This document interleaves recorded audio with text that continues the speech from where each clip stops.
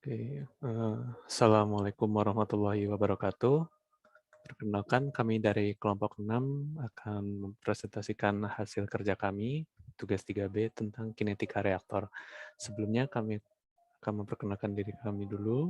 Yang pertama ada Adia Negara, kemudian ada Arianda Bagus Bima Satyo, kemudian ada Korintian Sutanto, kemudian ada Hami Rizky Ardiansyah, kemudian saya sendiri Muhammad Rais Zaki Mukni.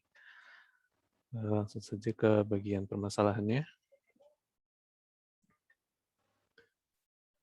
Nah, di sini kita diberikan model dinamika yang mencerminkan kondisi reaktor yang biasa disebut dinamika reaktor inti. Diberikan persamaan untuk dP per dt dan dCi per dt.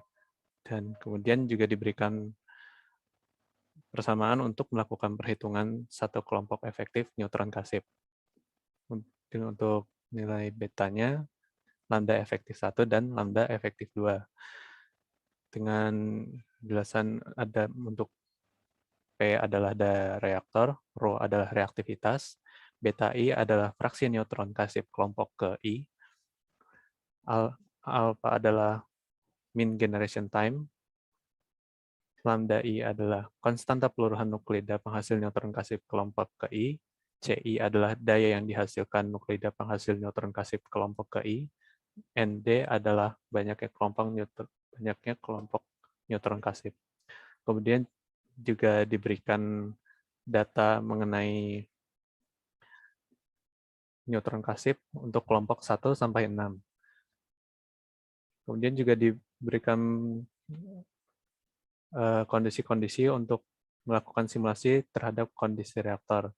Yang pertama, kondisi reaktor beroperasi pada kondisi zero power dengan daya sebesar 1 watt dengan nilai alfa adalah sebesar 5 kali 10 pangkat min 5 detik.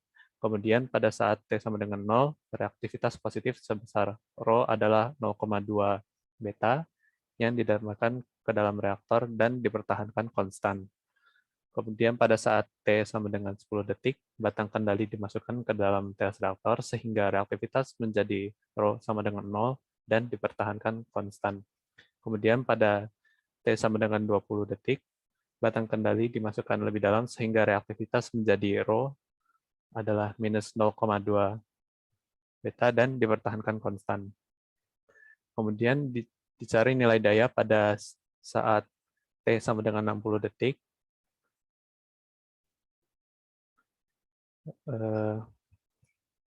Semenjak penambahan reaktivitas positif. Kemudian untuk metode penyelesaian akan dilanjutkan oleh rekan Korintian Sutanto.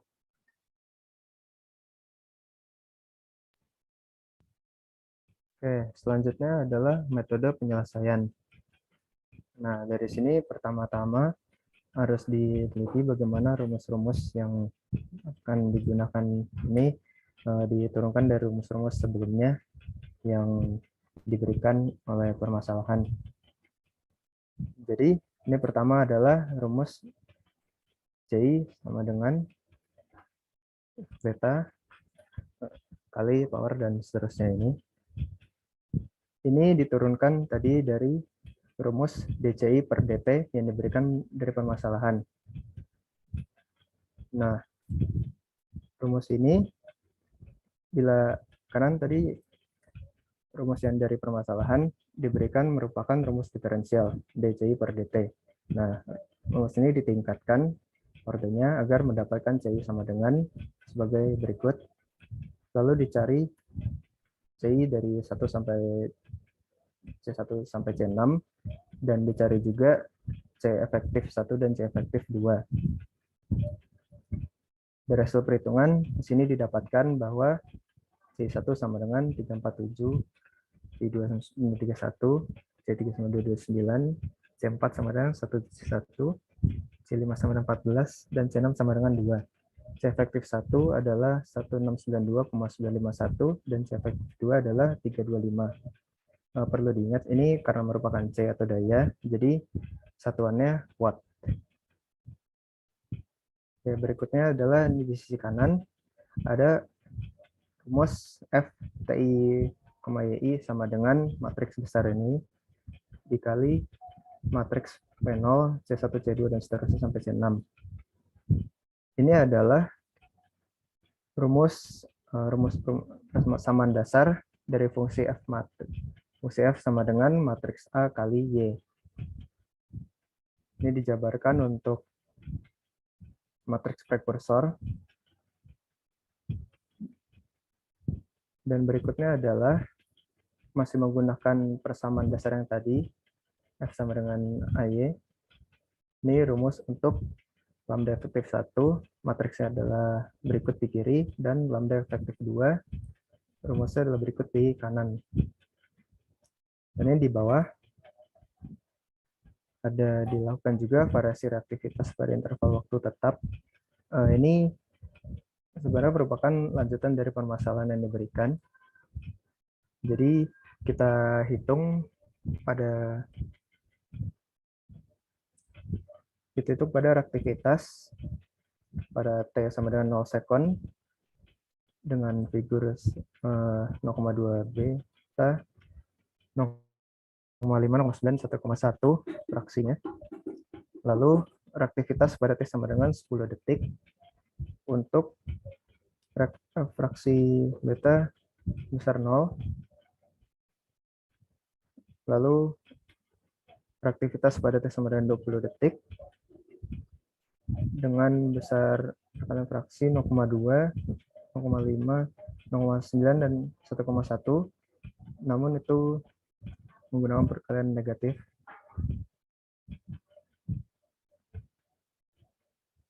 Lalu untuk implementasi ke dalam program digunakan rumus Euler modifikasi yang disebut juga metode Heun. Ini adalah metode Heunnya, sudah merupakan rumus tetap. Ini nanti akan diimplementasikan ke dalam program dan disambungkan dengan rumus-rumus sebelumnya menjadi seperti berikut.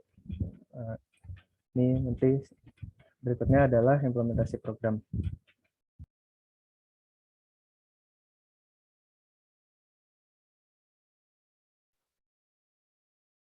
Ya, kemudian ini adalah bagian implementasi program.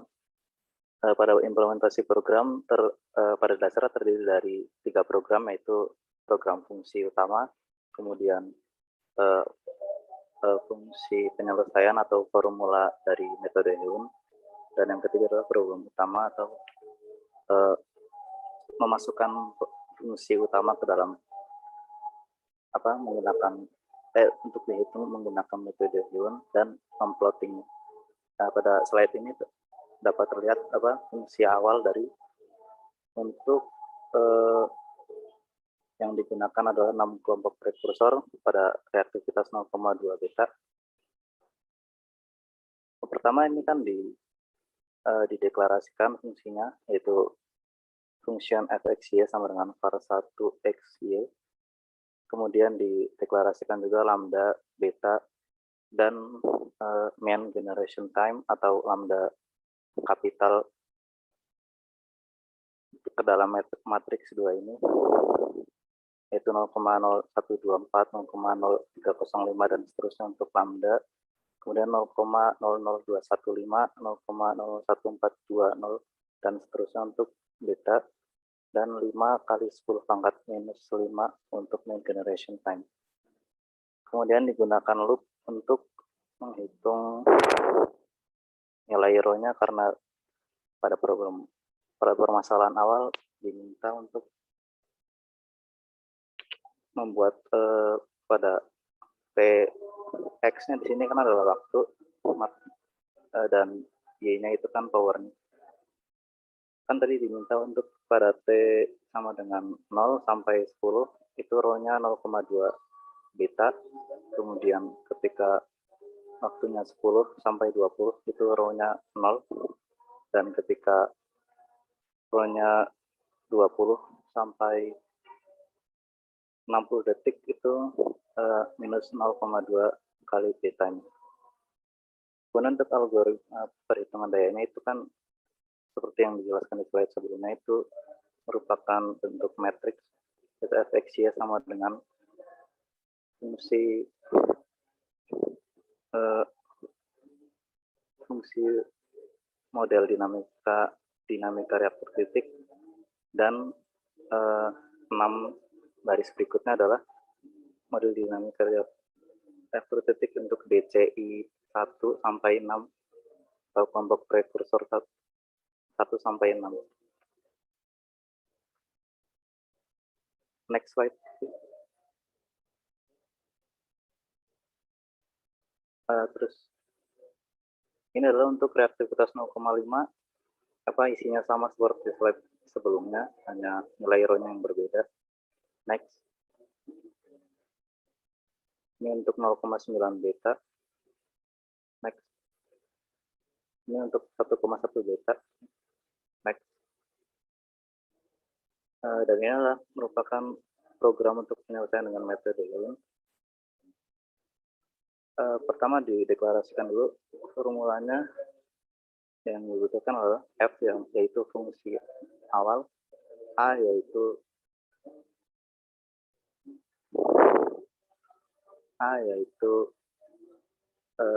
waktu awal atau batas awalnya, B adalah batas akhir, Y0 adalah nilai Y awal, dan N adalah jumlah stepnya.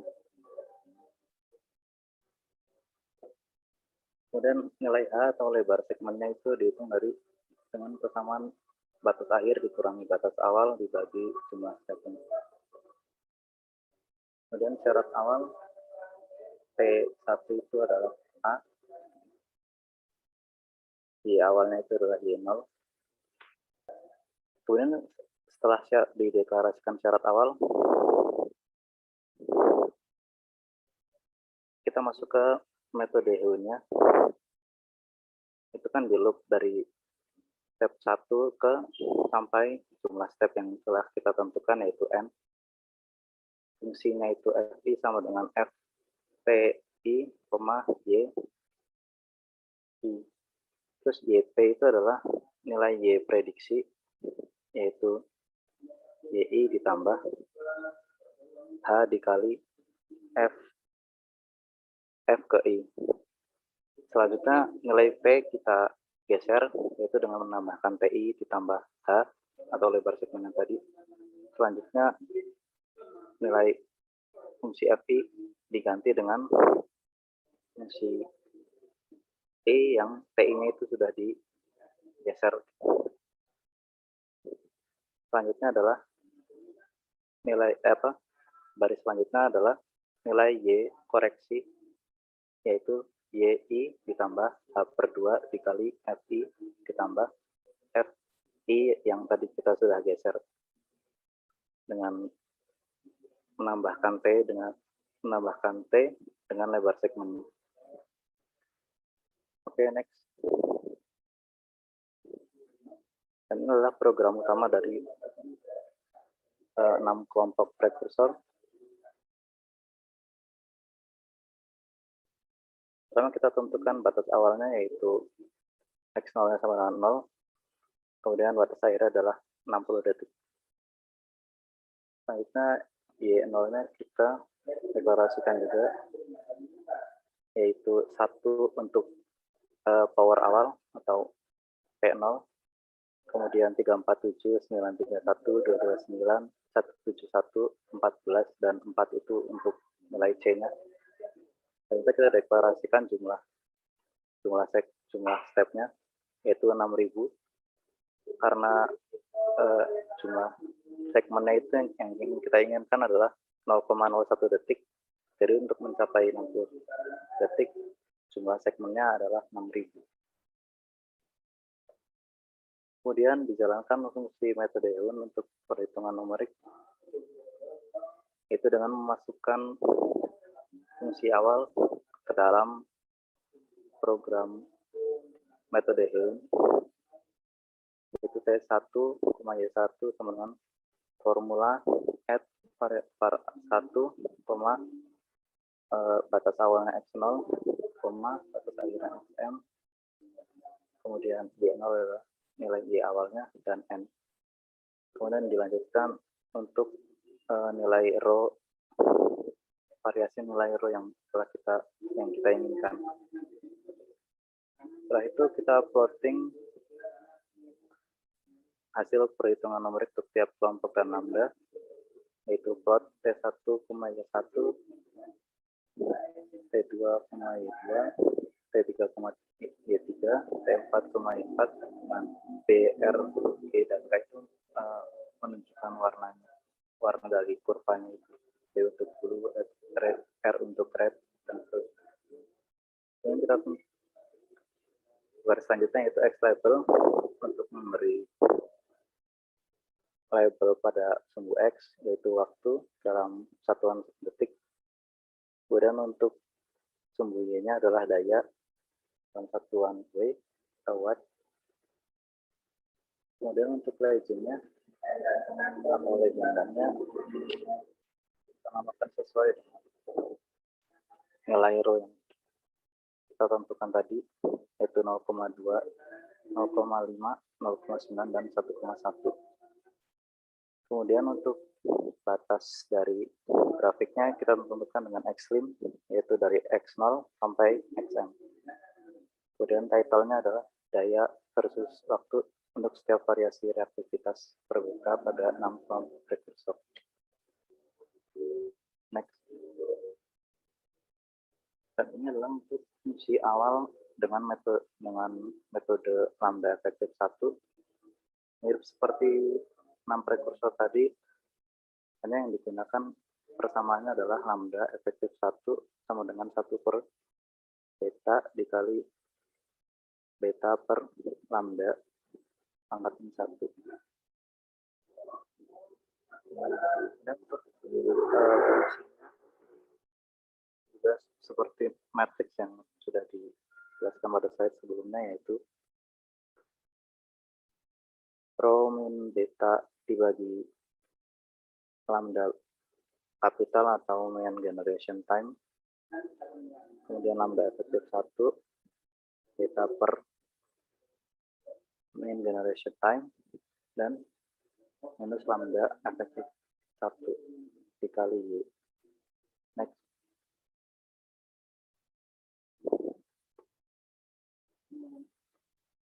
Untuk ini hampir sama seperti sebelumnya, jadi ini kita skip saja.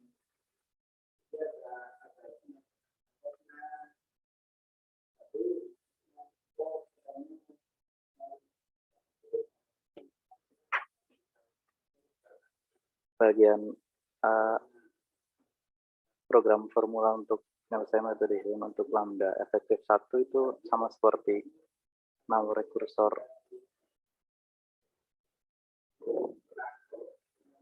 Jadi bisa kita lewati.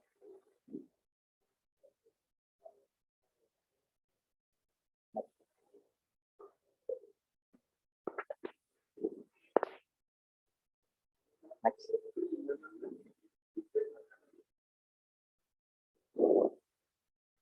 Dan program utamanya juga sangat mirip dengan untuk yang 6 prekursor tadi, hanya nilai Y0-nya itu adalah 1 untuk power dan nilai C-nya hanya ada 1, yaitu 1693.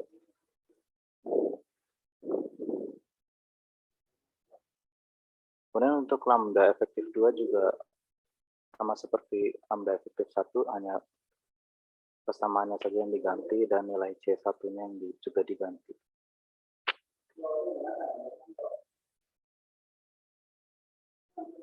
Kemudian ini adalah untuk program plotting untuk ketiga metode, yaitu untuk 6 kelompok prekursor, lambda efektif 1 dan lambda efektif 2.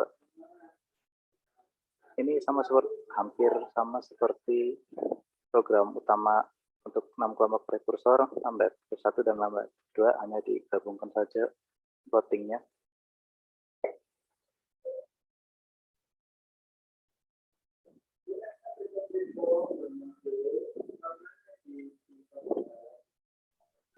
Untuk selanjutnya, ini adalah output program yang didapatkan dari implementasi program yang sudah disebutkan sebelumnya. Nah, ini dilakukan perhitungan numeris dengan metode Hillen dari dengan kondisi zero power yang dari 1 watt itu untuk selama 60 detik. Nah, dilihat dari grafik terdapat 3 kondisi reaktivitas yang berbeda. Kalau dilihat dari grafik, untuk 0 second hingga 9 second reaktivitasnya bernilai positif. Karena reaktivitas bernilai positif, maka reaktor dalam keadaan kondisi superkritis, sehingga energinya meningkat secara tajam seiring bertambahnya waktu. Nah, untuk yang dari 10 hingga 19 second terlihat bahwa energi yang dihasilkan mendekati konstan karena nilai reaktivitas adalah 0. Untuk selanjutnya dapat dilihat pada grafik output itu bahwa daya akan turun seiring waktu karena reaktivitas yang didapatkan adalah negatif. Untuk yang grafik yang paling di kiri, daya versus waktu setiap variasi reaktivitas beta pada 6 kelompok prekursor dapat dilihat bahwa itu mengikuti perhitungan reaktivitas secara akurat, di mana yang awalnya naik, kemudian di tengah itu konstan, dan yang ketiga turun. Sama dengan seperti pada lambda efektif 1 dan lambda efektif 2 yang berada di slide selanjutnya. Slide selanjutnya ya ini daya garis waktu setiap variasi reaktivitas beta pada lambda efektif 2. Untuk selanjutnya